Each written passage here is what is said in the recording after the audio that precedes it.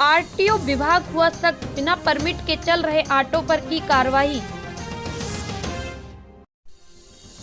त्रिस्तरीय पंचायत चुनाव को लेकर जिला कलेक्टर सौरभ सुमन ने ली प्रेस वार्ता।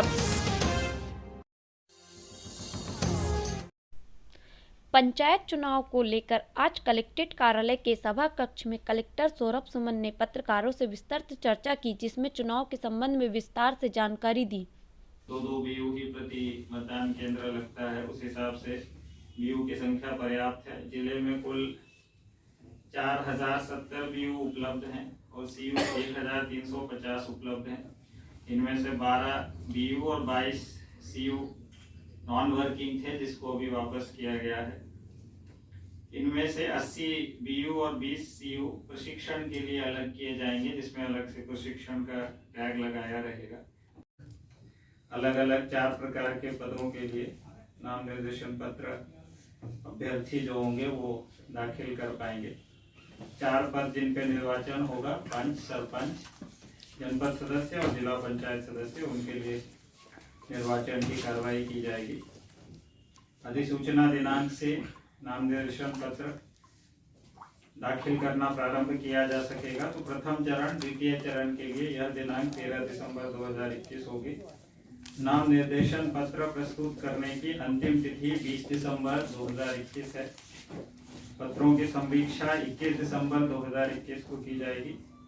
वापसी नाम निर्देशन पत्रों की 23 दिसंबर 2021 को। हमारे जिले में 3 चरणों में मतदान होना है। निर्वाचन का जो कार्यक्रम राज्य निर्वाचन आयोग के द्वारा घोषित किया गया है। प्रथम चरण में तामिया, हरई और अमरवाड़ा विकासखंड। द्वितीय चरण में सौंसर, पांढुर्ना और परासिया विकासखंड। और तृतीय चरण में छिंदवाड़ा, मुखेड़, चौरई और जुन्नारदेव और बिछुआ, यानी कि 5 विकासखंड। तो प्रथम चरण में 3, द्वितीय में 3 और तृतीय चरण में 5 विकासखंड, उसमें निर्वाचन की कार्रवाई संपन्न कराई जाएगी। प्रथम और द्वितीय चरण के लिए नाम निर्देशन की अधिसूचना 13 दिसंबर 2021 को जारी की जाएगी। नाम निर्देशन पत्रों की संवीक्षा 7 जनवरी 2022। नाम निर्देशन पत्रों की वापसी 10 जनवरी 2022। निर्वाचन प्रतीकों का आवंटन 10 जनवरी 2022। तृतीय चरण में मतदान की तिथि 16 फरवरी 2022 को रहेगी। आरटीओ विभाग द्वारा बिना परमिट के चल रहे ऑटो पर की कार्रवाई। लगभग 15 से 20 ऑटो पर न्यायालयीन कार्रवाई की गई।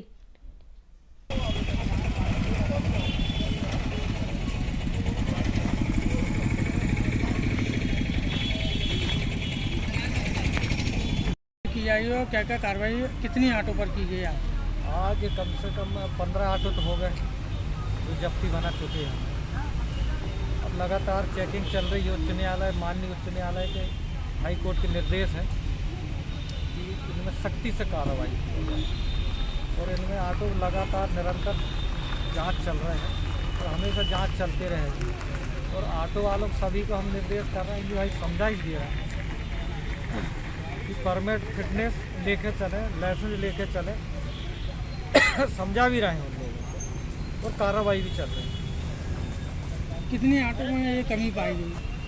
कम से कम 15-20 ऑटो जो पकड़े हैं हमने, सभी में परमिट नहीं है, फिटनेस नहीं है, इंश्योरेंस नहीं है, सब ऐसे ही चला रहे हैं। उनको समझा कितना चालान किया जाएगा? अभी चालान यहाँ को हम करेंगे नहीं, ये सब केस न्यायालय में जाएंगे तो न्यायालय से ही इनका निराकरण होगा। माननीय न्यायालय जो भी निर्णय लेगी उनका न्यायालय से ही होगा निराकरण। क्या नाम आपका? कैलाश भलावी, सहायक ग्रेड 2।